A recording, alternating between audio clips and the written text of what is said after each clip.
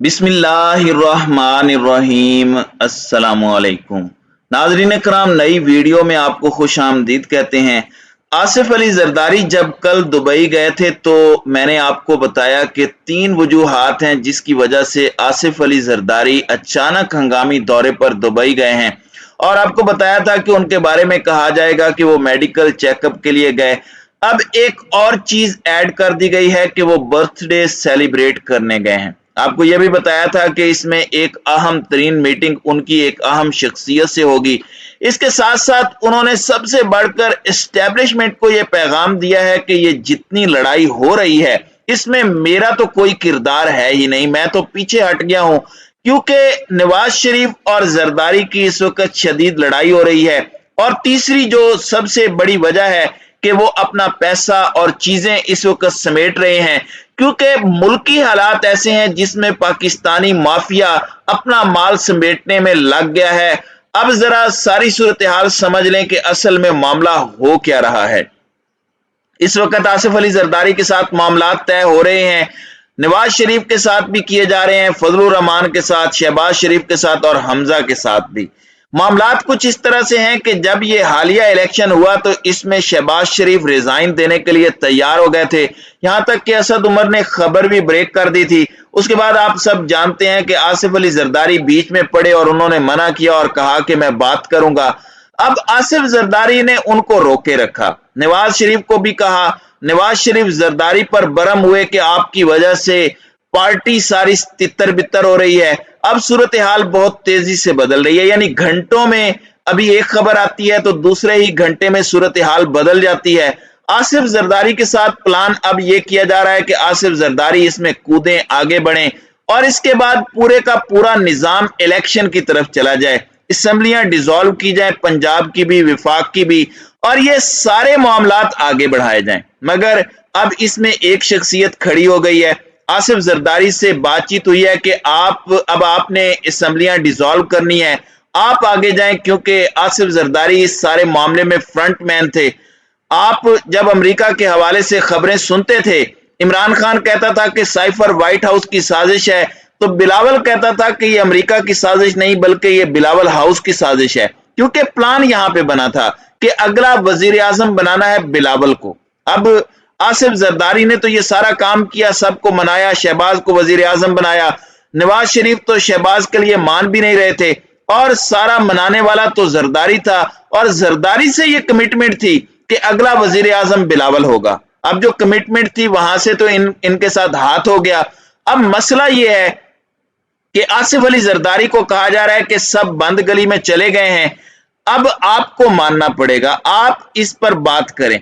तो इधर जरदारी के साथ मामला तय हो रहे हैं, जबकि नवाज शरीफ और फजलुर रहमान खड़े हो गए हैं कि नहीं, जरदारी जो मर्जी फैसले करे, हमने असेंबलियां डिसॉल्व नहीं करनी, ना हमने अदालतों के फैसले मानने हैं।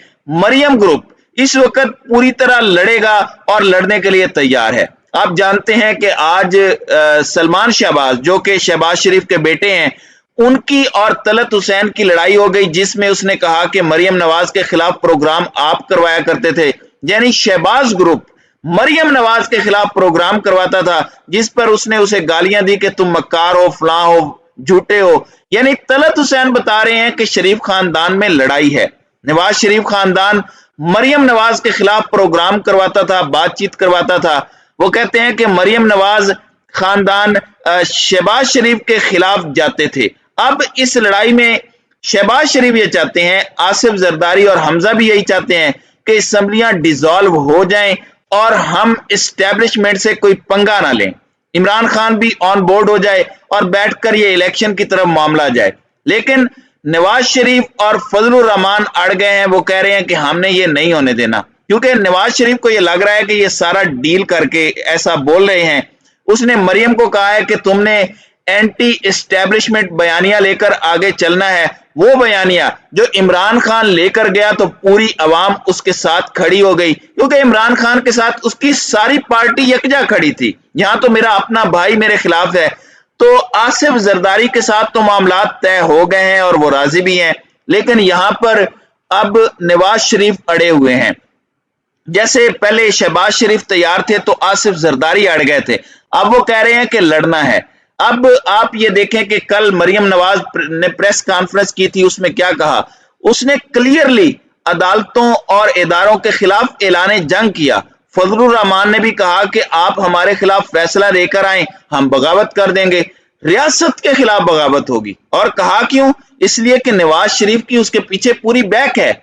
और हमजा ग्रुप और मरियम ग्रुप ये दोनों अलग हो चुके हैं। अब सारी चीजें खुलकर सामने आ रही हैं कि दोनों ग्रुप एक दूसरे के खिलाफ हैं। अब नवाज शरीफ को यह लग रहा है कि मुझे पाकिस्तान के अंदर मीडिया पर आने देने में जो बड़ी रुकावट है वो ना तो इदारे हैं और ना एस्टेब्लिशमेंट है, बल्कि वो खुद शहबाज शरीफ है। वो नहीं चाहता कि अब इस नवाज शरीफ वापस आए और उसको सीट मिले। इसीलिए अब नवाज शरीफ वाज़ेह तौर पर लड़ने की ग्राउंड बना रहे हैं और उन्होंने लड़ना है। नवाज शरीफ तो कह रहे हैं कि एग्रेसिव पॉलिसी अपनाओ एस्टेब्लिशमेंट के खिलाफ, तुम प्राइम मिनिस्टर हो, खुलकर सामने आओ। और हमजा को भी कहा है, लेकिन वो कहते हैं कि हमने नहीं जाना, क्योंकि इनको पता है कि हमने अच्छे बच्चे बनकर मामलात बैकडोर तय किए हुए हैं। अब देखें, जावेद लतीफ जब आकर कहते हैं कि हमसे अदम एतमाद करवाई गई थी, तो लोग पूछते हैं कि किसने करवाई थी। फिर साद रफीक आते हैं। साद रफीक भी नवाज शरीफ ग्रुप का बंदा है। अब वो कह रहे हैं कि हमें दीवार से लगाने की कोशिश की गई तो हम ये कर देंगे, वो कर देंगे।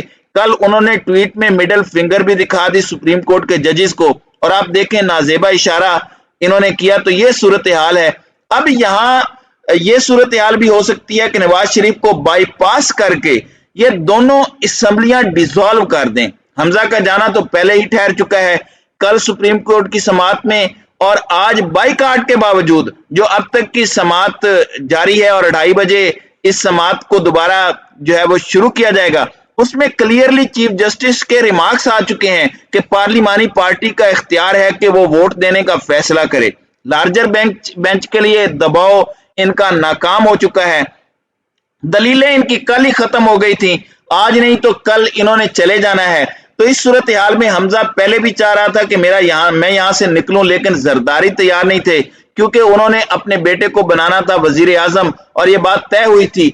अब यहां पर ये इलेक्शन में जाते हैं तो इनको पता है कि अगर हम डिले करें तब भी इमरान खान पॉपुलर है, और अब भी इलेक्शन में जाते हैं तो इमरान खान ठोक के रख देगा।